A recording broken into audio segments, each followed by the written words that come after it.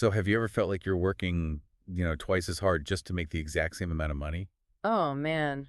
Yeah, or honestly, sometimes even less money. It's so frustrating. Right. It really is. Well, welcome to today's deep dive.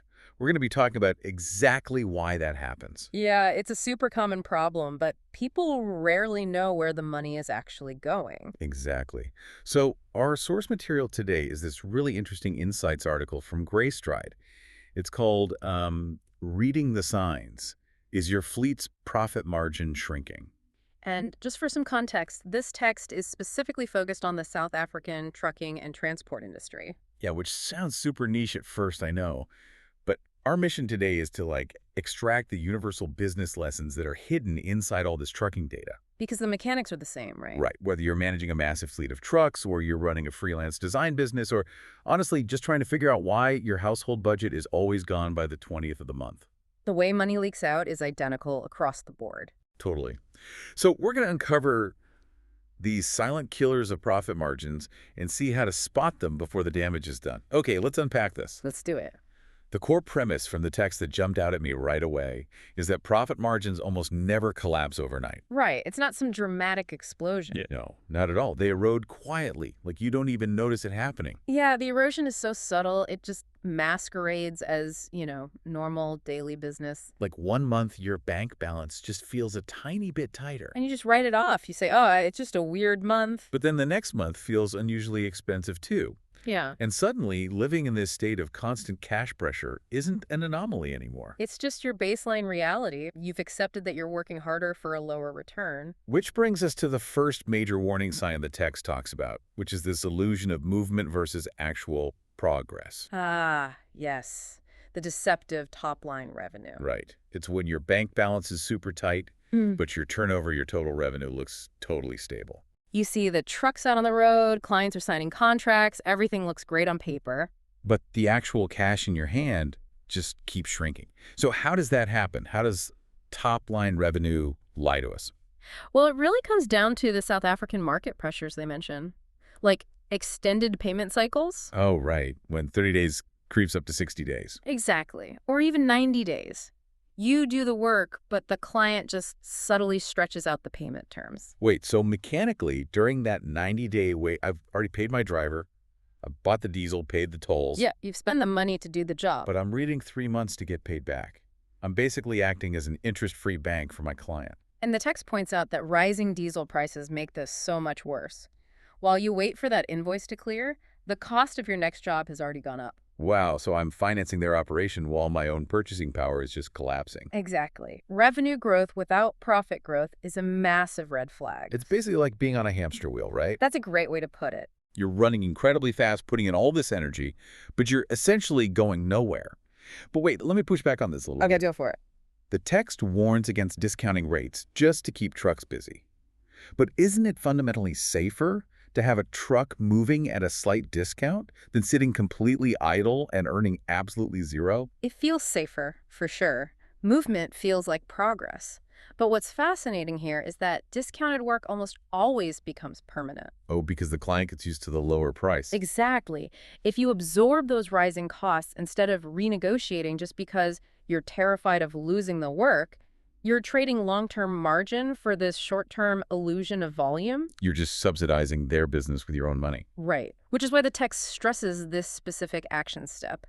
Operators absolutely must know their exact break-even rate per vehicle to survive. You have to know the actual floor, or you might be paying to do the work. Exactly. Volume without margin just creates burnout and massive risk. Okay, so if the money coming in is an illusion of health, we need to look at how the money is quietly leaking out on the operational side. Yeah, the daily operational costs that silently compound. The text points to signs 2, 3, and 5 for this. Right, the silent leaks. Let's start with maintenance. This is a huge one in South Africa. The poor road conditions, the potholes. And the overloading of trucks too, right? Yeah, overloading accelerates breakdowns drastically. And the warning signs are things like rising tire spend or unscheduled repairs. And those roadside call-outs. Exactly. And it's not just the repair bill. Every single hour a truck stands still is lost revenue. So you're paying for the fix and losing money at the same time. Yep.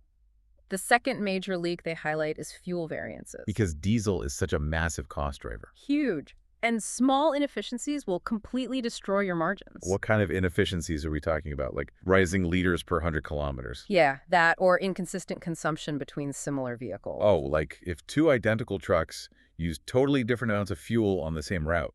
Exactly. That could mean route deviations or just strange idling patterns from the driver. Wow. And then the third leak is labor creep, right? Right. When you see overtime for drivers, workshop staff, or admin rising, but there are no clear output gains, You're paying more wages, but not delivering more loads. It's literally death by 1,000 paper cuts. that's exactly what it is. But let me ask you this.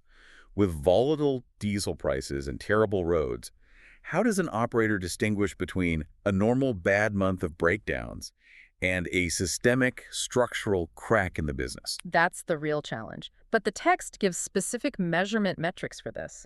You don't just look at total payroll, for example. Well, you look at. You measure revenue generated per employee. Oh, I see. Tying the human cost directly to the output. Right. And for fuel, you track consumption weekly, not monthly. Weekly, that sounds like a lot of work. It is, but margin erosion happens way faster than monthly reports can catch. If you wait 30 days, the money is already gone. Tracking all these weekly metrics takes an immense amount of focus, which actually brings us to what happens to the human brain when those margins start to shrink. Yeah, the psychological impact is massive. Because the text lists Sign 6 as feeling operationally reactive instead of strategic. Right, you lose that business resilience. When margins shrink, leadership time shifts entirely from growth to firefighting. You're just making decisions based on sheer cash urgency. Exactly. Equipment upgrades get postponed, planning goes out the window. Here's where it gets really interesting, though. The text is actually using human emotion, like stress and firefighting, as a literal financial data point. It really is. But I have to push back on that. Are we really saying that the manager's stress level is an operational metric that belongs on a balance sheet? Well, if we connect this to the bigger picture, yes. That feeling of constant pressure to make a plan isn't just random anxiety. It's data. It is data.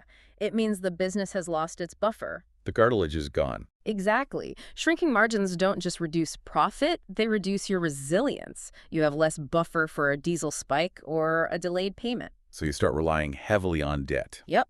And then one external shock can destabilize the whole operation. Then compare fuel cost per kilometer against last year. To catch that behavioral creep, right? Review maintenance trends, and finally, confirm your true break-even rates.